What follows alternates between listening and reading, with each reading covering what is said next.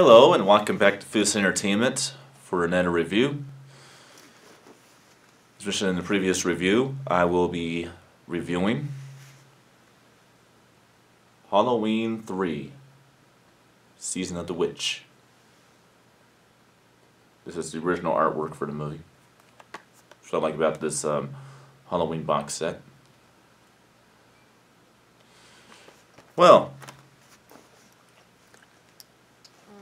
when you integrate this movie into the Halloween franchise, it doesn't belong, and that's why you get so much hate and rehash from the audience.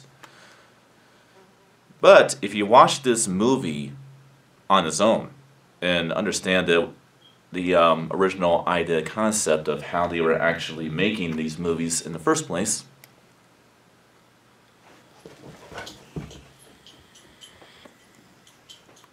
you would find that the idea concept was to make an anthology series off of Halloween. So it was meant to actually be different from the previous two films. The only reason why the second movie was about Michael Myers as well is because the story wasn't finished from the events of the first film. But of course, after Halloween 3, they decided that Michael Myers was a central part of the franchise, so he's in every movie from this point on after Halloween 3, Season of the Witch. But I like the movie. I like the atmosphere. I like the vibe of it. It kind of really does feel a bit like a homage to a Twilight Zone episode or something you would see in The Outer Limits, especially a homage to Invasion of the Body Snatchers type of vibe, or Stepford Wives. It just really kind of has that vibe in it. With, you know, our villains, henchmen being robots and stuff. And the idea of taking the traditions of Halloween and killing children and their parents through a TV broadcast kind of feels a lot like a Invasion of Body Snatchers, Stepford Wives vibe story plot.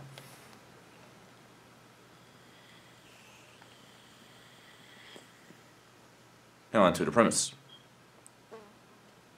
Taking place in its own universe, not really as part of the Halloween franchise, but actually takes place in its own universe. They even have clips of the first Halloween movie in the movie. So this tells you it takes place in its own universe. It's not related to anything that came before or after it in the Halloween series. Basically, the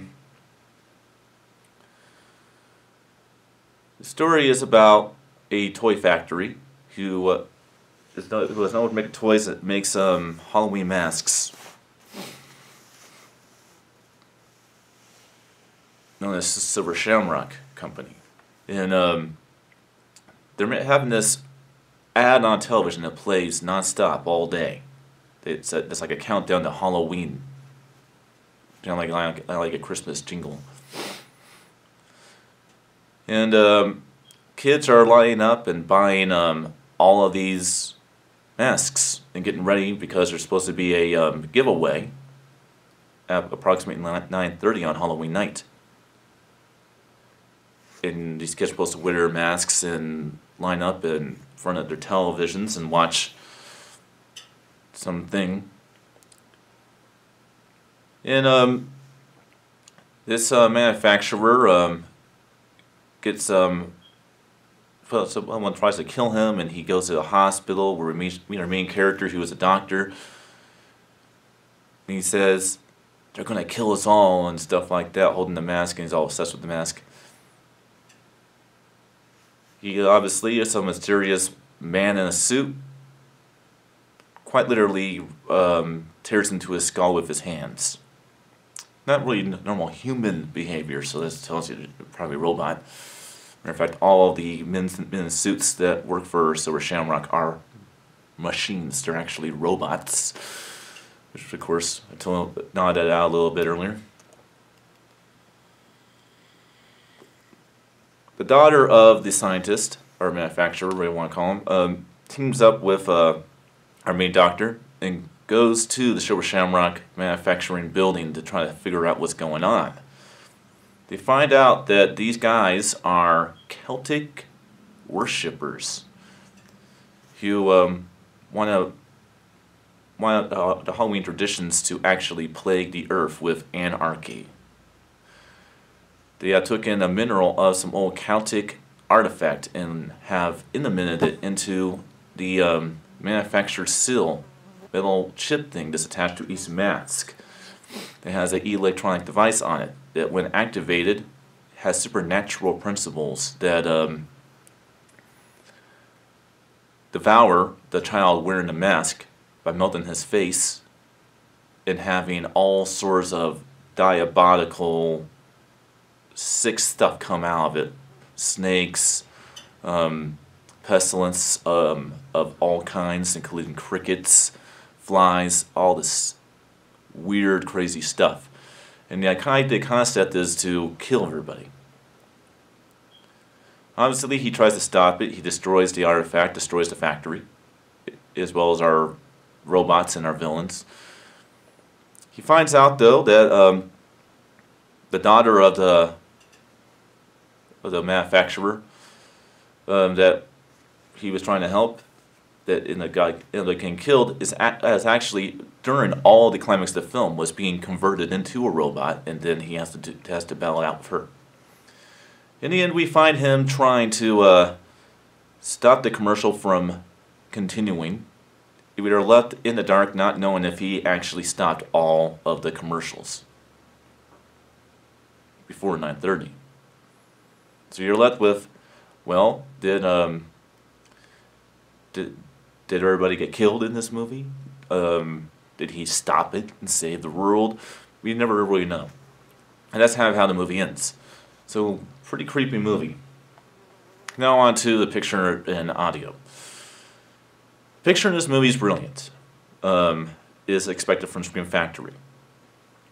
Keeps the very nostalgic 1982 fall-like look of the movie. It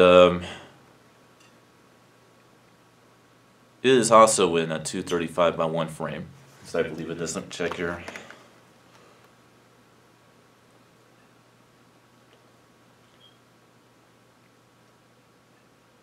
Pretty sure that it is. Yeah, I'm pretty sure it says in a 235 by 1 wide. I don't remember it being in anything less than that. If I'm wrong about that, I'm sorry, but I'm pretty sure it is in a 235 by 1 wide frame. Like the first two movies. But, yeah, this has a really brilliant looking picture to it. Now let's talk about the audio. I'm not sure if it's the box set I have, or if it's just that this film only comes with a DTS HD mono track, but that's how the movie is. It's in a DTS HD mono track. That's the only way I can watch it. Which I don't mind, because I actually have a mono movie mode, and I put that on, and it definitely has a lot of good mono track. I mean, there's a lot of mono tracks out there that if you go ahead and put into an old mono theatrical cinematic setting, and it just does not sound all that well. This, fortunately, is one of them that does not have that issue. It sounds real good in the movie mono mode. So the mono track's actually very good. It's very well grounded, and it makes good use of all the speakers if you have that type of ability. If you don't, it actually is pretty dramatic on this front two speakers. I checked that out for you guys as well. So the audio is pretty good.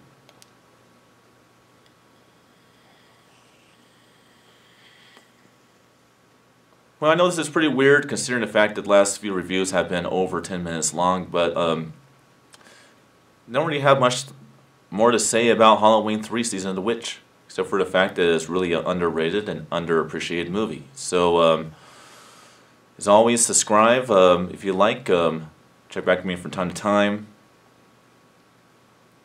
Like this video, dislike this video, whatever. Share it with friends. I will see you guys next time for my review of Friday the 13th, Part 4, also known as Friday the 13th, the final chapter.